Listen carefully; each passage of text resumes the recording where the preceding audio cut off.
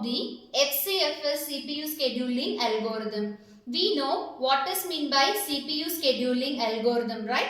So what is CPU scheduling algorithm? Which means how the process are executed by the CPU from the ready queue. That means the process which are all at the ready state, in which order the CPU will get execute those process, we call it as the CPU scheduling algorithm.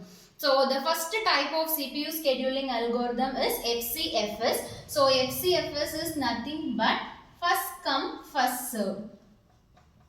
So alright, so this is the abbreviation of Fcfs, first come first serve. So let us take an example. So totally here we are having some 5 process like P0, P1, P2, P3 and P4. So the arrival time and burst time of each process is provided here. So we know what is meant by arrival time and what is the burst time. So burst time means the total time which is taken for the process for it to complete its execution. We call that time as the burst time. So first we have to draw a Gantt chart for describing this arrival time and burst time, and also the order of execution of these process by using this Fcfs scheduling. Alright, so first in the Fcfs we know it is first come first serve. So the first process is P0. So the P0 is arrived here. So the arrival time of P0 is 0. So at 0th time the process P0 is arriving. So the total burst time of the P0 is 3 millisecond. So after 3 millisecond P0 will get executed. So at 3 millisecond P0 completes its job. And next process is P1. So after P0, P1 will start executing. So here at the 6th millisecond, so P0 will complete. So totally it will take 9. So already at 3rd millisecond, P0 completes its job. So after 6 minutes, P1 will complete its job. So it is on 9. And next is P2. So P2 completes, takes 4 milliseconds burst time. So total time is 13 millisecond. After that it is P3 executes. So P3 it is 5. So totally it is 18 millisecond. And last P4 is 2 milliseconds. So 18 plus 2 is 20. So this is the order. So here P0 will get executes first. After P0, P1, and after it is P2, and this is P3, and this is P4. So this is the order of execution at the first come first serve CPU scheduling algorithm. Right. So now we have to calculate the completion time of process P0, P1, P2, P3 and P4.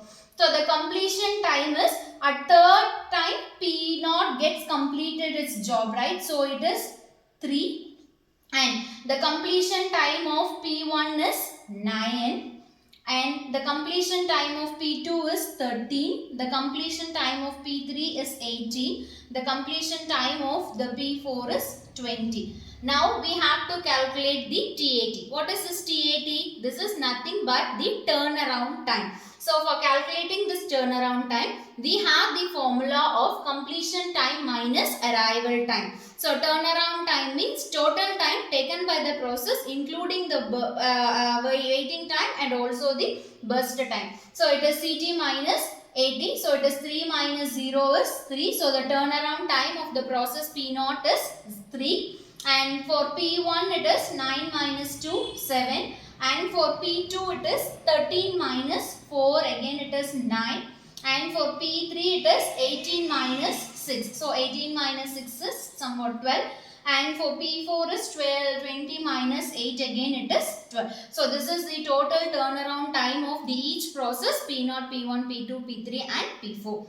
And next we have to calculate the waiting time of each process. So the waiting time of P0 is total turnaround time minus burst time. So here the turnaround time is 3 and the burst time is 3. So 3 minus 3, it is again 0. And next is 7 minus 6. So 7 minus 6 is 1.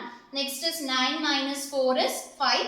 And for P3 process it is 12. 12 minus 5. Again it is 7. And next for P4 process the turnaround time is 12. So again it is 12 minus 2 is 11. So this is the total waiting time of each process. So now this is the Gantt chart of which depicts which describes the order of execution of the process P0, P1, P2, P3 and P4.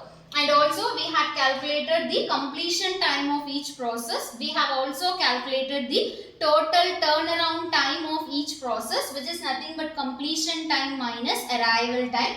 And next is the waiting time. Waiting time is nothing but turnaround time minus burst time. So from the Gantt chart itself, we can able to identify the waiting time. So here P0, so there is no waiting time for P1.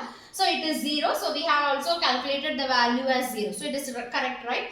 So this is the Gantt chart. So after calculating the turnaround time, waiting time and by describing the Gantt chart, we have to calculate the average turnaround time. So average turnaround time is nothing but we have to take the average of all those things. This is nothing but 7 plus 3 plus 9 plus 12 plus 12. So divided by 5. So what we get is the average turnaround time. So it is nothing but 10, 24, 34, 34 plus 9, right? So 34 plus 9 is 43. So 43 by 5 is nothing but 8.6 something we will get. So this is the average turnaround time of the total 5 process. Next we have to calculate the average waiting time. So again we have to calculate average waiting time. So the average waiting time is 0 plus 1 plus 5 plus 7 plus 11. So again it is 18, 19, 24. So it is 24 by